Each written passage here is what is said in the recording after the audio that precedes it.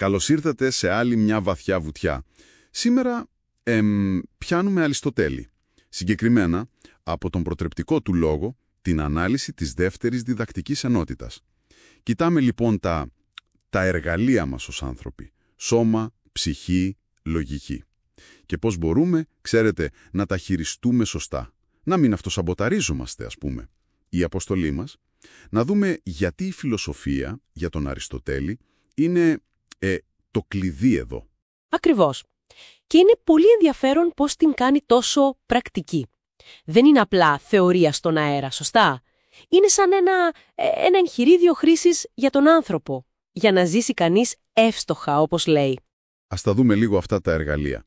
Μιλάει για το σώμα, τα μέρη του, αλλά και για τα γινόμενα εν τη ψυχή.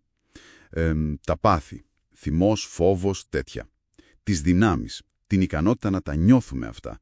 Και τις έξεις, τις συνήθειές μας, καλές ή κακές. Και λέει, προσοχή, η λάθος χρήση φέρνει προβλήματα. Ναι. Αλλά αυτό που με εντυπωσιάζει είναι ότι δεν λέει διώξτε τα πάθη. Όχι. Λέει χρειάζεται μέτρο. Πώς το βρίσκεις αυτό το μέτρο? Εδώ είναι το ζουμί. Μέσω του ορθού λόγου και της φρόνησης. Η φρόνηση δεν είναι απλά να ξέρεις θεωρητικά τι είναι καλό. Είναι η πρακτική σοφία. Να κρίνεις σωστά τι πρέπει να κάνεις τώρα σε αυτή τη φάση. Σαν τον καπετάνιο που λέγαμε, που ξέρει να πάει το καράβι με φουρτούνα, όχι αυτός που απλά διάβασε για θάλασσα. Μάλιστα. Και αυτό, ξέρεις, συνδέεται με τη διάκριση που κάνει. Μεταξύ της ζωής, δηλαδή της βιολογικής ύπαρξης, απλά υπάρχω, και του βίου, ο τρόπος που επιλέγεις να ζήσεις, που διαμορφώνεις. Ωραίο αυτό. Και αυτός ο βίος, λοιπόν, γίνεται αντικείμενο τέχνης. Η φιλοσοφία, δηλαδή, είναι η τέχνη του βίου, η απόλυτη τέχνη. Κάπως έτσι την παρουσιάζει. Και για να την μάθεις, χρειάζεσαι επιστήμη, γνώση. Και πώς πάει αυτή η διαδικασία? Πώς μαθαίνεις και πώς χρησιμοποιείς αυτή τη γνώση? Κοίτα, έχει μια σειρά. Ξεκινάς με την επιθυμία, θέλεις να μάθεις. Μετά έρχεται η απόκτηση, την αποκτάς τη γνώση. Αλλά το κρισιμότερο, λέει, είναι η χρήση. Η χρήση. Και όχι οποιαδήποτε χρήση, η ορθή χρήση. Προσηκόντως, όπως ταιριάζει. Δεν φτάνει να έχεις το εργαλείο, πρέπει να ξέρεις να το δουλεύεις σωστά. Αυτός είναι ο σκοπός. Το τέλος. Καταλαβαίνω. Άρα πώς τις βάζει σε τάξη της γνώσης ο Αριστοτέλης με βάση αυτή τη χρήση?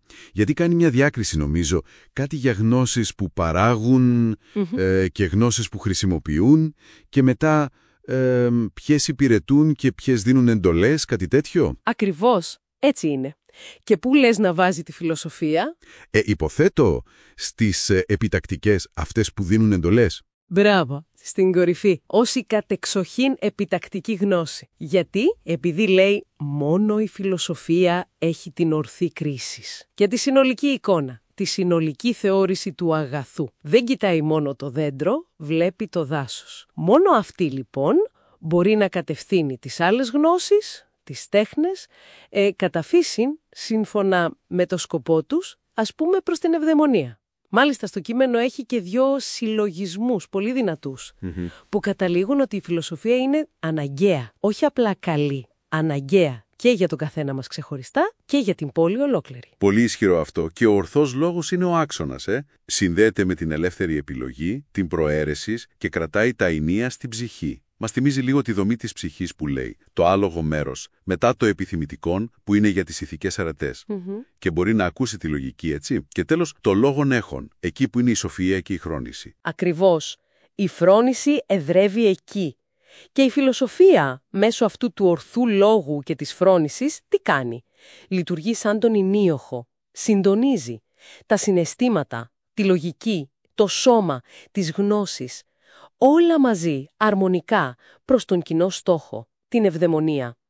Δεν είναι καταπίεση των παθών, πρόσεξε, είναι εναρμόνιση. Κατανοητό. Λοιπόν, για να τα μαζέψουμε λίγο. Η φιλοσοφία στον Αριστοτέλη, τουλάχιστον εδώ, δεν είναι απλά να κάθεσαι και να σκέφτεσαι. Είναι ένα πρακτικό σχέδιο, μια τέχνη ζωής, για να διαχειριστούμε τον εαυτό μας, τα εργαλεία μας και να φτάσουμε στην ολοκλήρωση, στην ευτυχία. Στην ευδαιμονία. Ναι. Και αυτό, ίσως, μας αφήνει με ένα ερώτημα για το τέλος. Αυτό το αρχαίο μοντέλο για την αυτοδιαχείριση, τη σοφή χρήση της γνώσης, που δίνει τόση έμφαση στην εσωτερική αρμονία, στον ορθό λόγο. Πώς στέκεται άραγε δίπλα στις δικές μας τις σύγχρονες προσεγγίσεις, για την αυτοβελτίωση, για τις αποφάσεις μας, για όλο αυτόν τον καταιγισμό πληροφορίας που ζούμε σήμερα? Θα μπορούσε να μας δώσει κάτι, να συμπληρώσει αυτά που κάνουμε? Αξίζει τον κόπο η σκέψη, νομίζω.